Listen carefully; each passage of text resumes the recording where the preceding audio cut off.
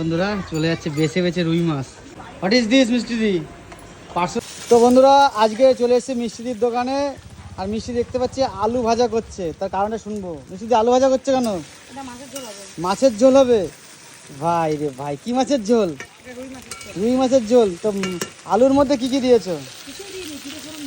জিরে ফোড়ন দিয়ে তেলের উপর ছেড়ে দিয়েছো আলু, তাই তো?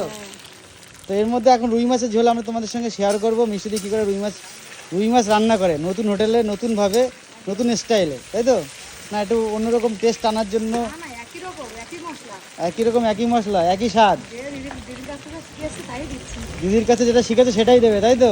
তো চলো দিদির কাছ থেকে শিখে আসার পরে আজকে দেখি নিজে হাতে কি করে রান্না করে। পরিমাণে অল্প, তাই তো? তো চলো ফুল রেসিপিটা তুমি। তো মিষ্টিদি কি যাচ্ছে এবার? রসুন বাটা, রসুনের পেস্ট চলে যাচ্ছে। বাটা কোথায়? পেস্ট। ভুল বললাম ঠিক বললাম? ভুল বলেছো তো, ক্ষমা চাও। এটা কি যাচ্ছে? আদা বাটা, আদা পেস্ট। হ্যাঁ দেখো চলে গেছে আদা পেস্ট আর রসুন পেস্ট। এবার কি যাবে? লঙ্কা বাটা। হ্যাঁ এটা লঙ্কা বাটা, এটা পেস্ট না, এটা লঙ্কা বাটা। কনফিউশন হয়েছে মিষ্টিদি। তো পরিমাণ মতন চলে গেল। মিষ্টিদি রুই মাছ কত কেজি আছে রান্না করছো? কত কেজি? এটা কি যাবে এবার? পেঁয়াজ কুচি, পেঁয়াজ পেস্ট। ও সরি মিষ্টিদি, কতটা মাংস, কতটা মাছ রয়েছে আজকে? সরি ও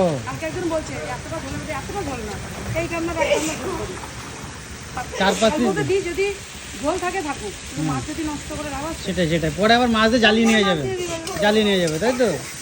একদম একদম। তো এখন দেখতে পাচ্ছ এটা কষা কষা হোক, তারপর আবার শিখছি। মিষ্টিদি কষানো কমপ্লিট। ও বলতে বলতে জল চলে গেল, দেখো দেখতে পাচ্ছ? পাশ থেকে একটু দেখাই ঝোলটা কেমন লাগছে, দেখো লাল একদম টকটকে হয়ে গেছে। মিষ্টিদির সাথে সেই লাল লাল ঝাল ঝাল মাছের ঝোল, মটন কষা, চিকেন কষা, সঙ্গে আজকে রুই মাছের ঝোলও তোমাদের সঙ্গে শেয়ার করছি। দেখো পরিমাণ মতন জল চলে যাচ্ছে, পুরো কড়াই ভর্তি। এটা আবার কিছুক্ষণ ফুটবে, তাই তো মিষ্টিদি? তারপরে মাছ যাবে একদম।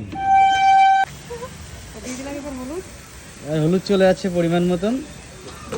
এবার চলে যাবে লঙ্কা গুঁড়ো, লবণের গুঁড়ো চলে গেলো। সরি সরি, লবণের গুঁড়ো। ভুলভাল হয়ে যাচ্ছে, গরমে ভীষণ তাপ লাগছে তো তাই। এটাকে কতক্ষণ কষাতে হবে? গুটুম গুটুম করে কতক্ষণ ঘোরাতে হবে?